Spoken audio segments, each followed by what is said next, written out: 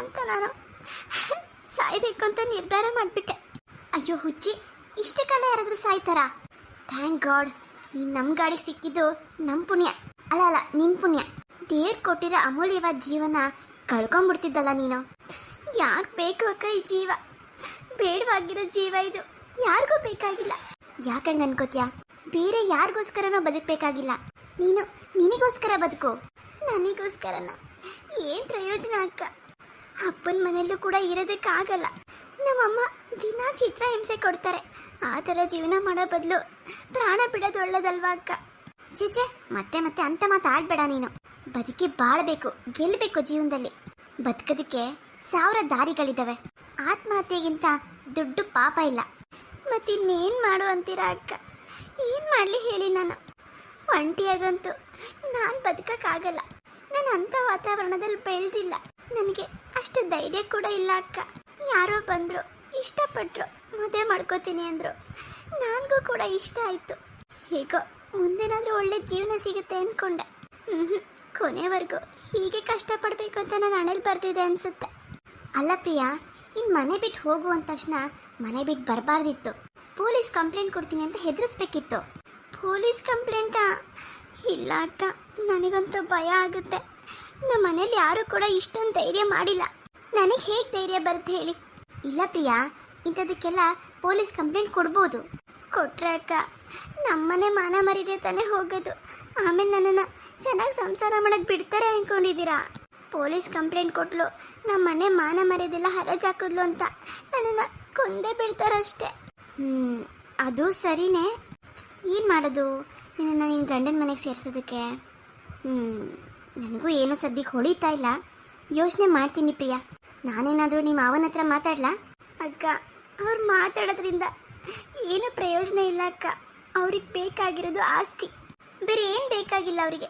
ನಮ್ಮ ಅಮ್ಮಂಗೆ ಬೇಕಾಗಿರೋದು ಆಸ್ತಿನೇ, ಅವ್ರಿಗೂ ಬೇರೆ ಏನು ಬೇಡ. ಅಳ್ಬೇಡ ಪ್ರಿಯಾ, ಅಳ್ಬೇಡ, ಸಮಾಧಾನ ಮಾಡ್ಕೊ. ಲಕ್ಷ್ಮಿ, ಇಲ್ಲಿದ್ಯಾ ಲಕ್ಷ್ಮಿ? ನಾನು ನನ್ನ ರೂಮಲ್ಲಿ ಹುಡ್ಕಾಡ್ತಿದ್ದೆ ಎಲ್ಲೋದೆ ಅಂತ. ಅಮ್ಮ ಹೇಳಿದ್ರು ಇಲ್ಲಿದ್ಯಾ ಅಂತ. ಏನು ಅವಾಗಲಿಂದ ಇಲ್ಲೇ ಸೇರ್ಕೊಂಡ್ಬಿಟ್ಟಿದ್ಯಾ? ಅವರು ಆರಾಮಾಗಿದ್ದಾರೆ ತಾನೆ? ಹಾಂ ರೀ, ಆರಾಮಾಗಿದ್ದಾಳೆ. ಲಕ್ಷ್ಮಿ, ನಿಮ್ಮ ಅಮ್ಮ ಬಂದಿದ್ದಾರೆ. ಅವಲಿಂದ ನಿಂಗೆ ಕಾಯ್ತಿದ್ದಾರೆ. ನೀನು ರೂಮಿಂದ ಬರ್ತೀಯಾ ಅನ್ಕೋತಿದ್ದೀನಿ. ನೀನು ಬರಂಗೆ ಕಾಣ್ತಿಲ್ಲ, ಅದಕ್ಕೆ ಬಂದೆ ನಾನೇ. ಏನು, ಅಮ್ಮ ಬಂದಿದ್ದಾರಾ? ಅಲ್ಲ, ಏನು ವಿಶೇಷ? ಏನಿಲ್ಲ, ಸುಮ್ಮನೆ ಬಂದಿದ್ದಾರೆ. ಸಿನಿಮಾನ ನೋಡಿ ಜಾಸ್ತಿ ದಿನ ಆಯ್ತಲ್ಲ, ಅದಕ್ಕೆ ಬಂದಿರಬೇಕು. ಹೌದಾ? ಸರಿ, ನಡೀರಿ, ಬರ್ತೀನಿ. ಹಾಂ, ಬೇಗ ಬಾ. ಪ್ರಿಯಾ, ನಮ್ಮಮ್ಮ ಬಂದಿದ್ದಾರೆ. ನೀನು ಬಾ, ಅಲ್ಲಿಗೇನೆ ಪರಿಚಯ ಮಾಡಿಸ್ಕೊಡ್ತೀನಿ. ಇಲ್ಲ ಅಕ್ಕ, ನನಗೇನೋ ಮುಜುಗರ ಆಗುತ್ತೆ. ಪ್ರಿಯಾ, ನೀನು ಹಿಂಗೆ ಮುಜುಗರ ಆಗುತ್ತೆ ಅಂತ ಕುತ್ಕೊಂಡಿದ್ರೆ ಏನು ಮಾಡೋದಕ್ಕಾಗಲ್ಲ. ಸ್ವಲ್ಪ ಧೈರ್ಯ ಇರಬೇಕು. ಬಾ, ಎದ್ದು. ಅಬ್ಬಬ್ಬಾ, ನಿನಗೆ ಧೈರ್ಯ ಕಲಿಸೋದಕ್ಕೆ ಎಷ್ಟು ಕಷ್ಟಪಡಬೇಕೋ ನಾನು. ಅದಕ್ಕೆ ನಿನ್ನ ಜೀವನ ಹೀಗಾಗಿರೋದು. ಅಕ್ಕನೂ ಇಲ್ಲ, ಏನೂ ಇಲ್ಲ. ಎದ್ದು ಬಾ ಅಷ್ಟೇ. ಸರಿ ಅಕ್ಕ, ಬೇಗ ಬಾ, ತಡ ಮಾಡಬೇಡ. ಛೇ, ಈ ಅಕ್ಕ ಬೇರೆ ನಾನು ಬರಲ್ಲ ಅಂದರೂ ಕೇಳೋದೇ ಇಲ್ಲ. ಯಾರೋ ಏನೋ, ಅವ್ರು ಇನ್ನೂ ಏನೇನು ಕೇಳ್ತಾರೋ. ಅಮ್ಮ, ಇವಾಗ ಬಂದ್ರಾ? ಹ್ಞೂ ನಮ್ಮ ಲಕ್ಷ್ಮಿ, ನಮ್ಮ ಸಿನಿಮಾನ ನೋಡ್ಬೇಕಂತ ಅನಿಸ್ಬಿಡ್ತಮ್ಮ. ಅವತ್ತಿಂದ ನಿಮ್ಮ ಅಪ್ಪಂಗೆ ಹೇಳ್ತಾನೆ ಇದ್ದೀನಮ್ಮ, ಕರ್ಕೊಂಡೋಗಿ ಅಂತ. ಕರ್ಕೊಂಡೋಗೋಕ್ಕೆ ಟೈಮೇ ಇಲ್ಲ ಅವರಿಗೆ. ಅಂಗಡಿ ನೋಡ್ಕೋಬೇಕು. ಅಂಗಡಿ ನೋಡ್ಕೊಳ್ಳೋಕೆ ಯಾರಾದ್ರೂ ಕೆಲ್ಸಕ್ಕೆ ಇಡಿಯಪ್ಪ ಅಂತ ಹೇಳ್ತೀನಿ. ನನ್ನ ಮಾತೇ ಕೇಳೋದಿಲ್ಲಪ್ಪ.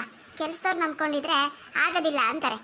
ಬೀಗ್ರೆ, ನಿಮ್ಮ ಯಜಮಾನ್ರು ಶ್ರಮಜೀವಿ ಬಿಡಿ, ತನ್ನ ಕೆಲಸನ ತಾನೇ ಮಾಡ್ಕೋಬೇಕು ಅಂತಾರೆ. ಹಾ, ಆದ್ರೆ ಏನ್ ಮಾಡೋದು, ಮಗಳು ಮನೆಗೆ ಬರೋಕ್ಕೆ ಟೈಮ್ ಇಲ್ವಲ್ಲ ಅವ್ರಿಗೆ. ಹೋಗ್ಲಿ ಬಿಡಿ ಅಮ್ಮ, ನೀವಾದ್ರೂ ಬಂದ್ರಲ್ಲ.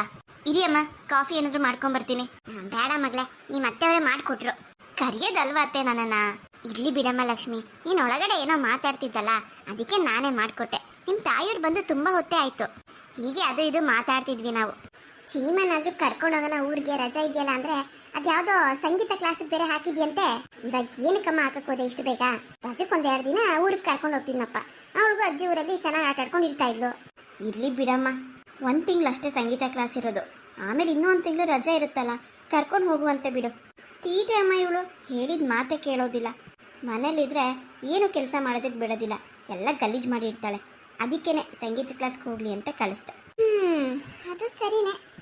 ಲಕ್ಷ್ಮಿ, ಅದು ಯಾರೋ ಬಂದಿದ್ದಾರೆ ಅಂತಲ್ಲಮ್ಮ ಮನೆಗೆ. ನಿಮ್ಮ ಕಾರ್ ಏನೋ ಆಕ್ಸಿಡೆಂಟ್ ಆಯ್ತಂತಲ್ಲ, ಆ ಹುಡುಗಿ ಬಂದು ನಿಮ್ಮ ಕಾರಿಗೆ ಬಿತ್ತಂತೆ. ಅಯ್ಯೋ ದೇವ್ರೆ, ಏನು ಗ್ರಾಚಾರನೋ ಅಂದ್ಕೊಂಡೆ ನಾನು.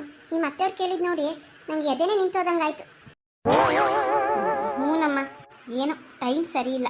ಮತ್ತೆ ನಿಮ್ ಗಾಡಿ ಗುದ್ದಿ ಆ ಹುಡ್ಗಿಗೆ ನೆನಪಿನ ಶಕ್ತಿನೇ ಹೊಟ್ಟಾಗೈತಂತೆ. ಅಯ್ಯೋ ದೇವ್ರೆ, ಏನಮ್ಮ ಮಾಡೋದು ಲಕ್ಷ್ಮಿ ಈಗ? ಆ ಹುಡ್ಗಿ ಯಾರೋ ಏನೋ ಎತ್ತನೋ, ಆ ಹುಡ್ಗಿ ಮನೆಯವ್ರು ಅದೆಷ್ಟು ಹುಡುಕ್ತಾ ಇದಾರೋ ಏನೋ. ಸ್ವಲ್ಪ ನಿಧಾನ ನೋಡ್ಕೊಂಡು ಗಾಡಿ ಓಡಿಸೋದಲ್ವೇನಮ್ಮ? ಇಲ್ಲಮ್ಮ, ಅವ್ರದ್ದೇನು ತಪ್ಪಿಲ್ಲ. ನಾನೇನೆ ಜೋರಾಗಿ ಹೋಗಿ ಇಷ್ಟು ನಿಧಾನಕ್ಕೆ ಹೋಗ್ಬೇಡಿ ಲೇಟ್ ಆಗುತ್ತೆ ಅಂತ ಹಿಂಸೆ ಕೊಟ್ಬಿಟ್ಟೆ ಪಾಪ. ಅದಕ್ಕೆ ಅವರು ಇನ್ನೇನು ಮಾಡ್ತಾರೆ, ಸ್ವಲ್ಪ ಜೋರಾಗೆ ಹೋದರು. ಆ ಹುಡುಗಿ ಬಂದ್ಬಿಟ್ಟು ಗಾಡಿ ಮುಂದೆನೇ ಬಿದ್ದುಬಿಡ್ತಮ್ಮ.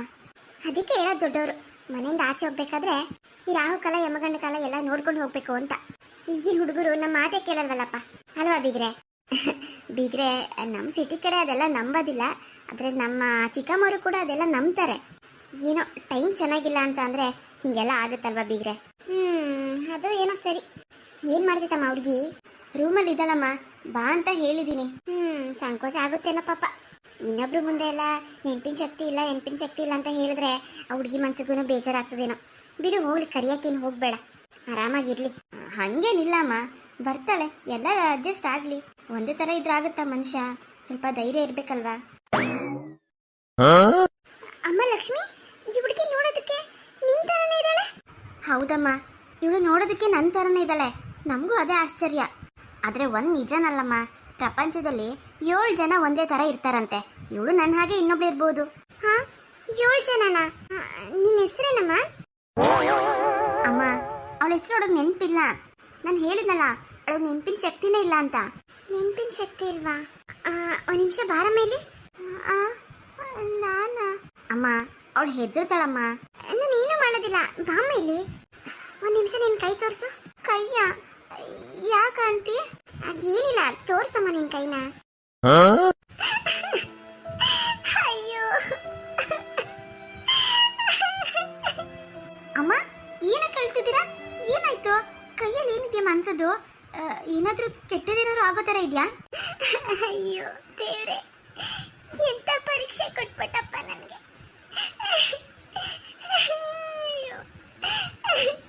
ಬೀಗ್ರೆ, ಏನಾಯ್ತು? ಆ ಹುಡುಗಿ ಜೀವನದಲ್ಲಿ ಆಗ್ಬಾರ್ದೇನಾದ್ರು ನಡೆಯುತ್ತಾ? ಹಸ್ತರೇಖೆಯಿಂದ ನಿಮ್ಗೇನಾದ್ರು ಜಾತಕ ಗೀತಕ ನೋಡಕ್ ಬರುತ್ತಾ?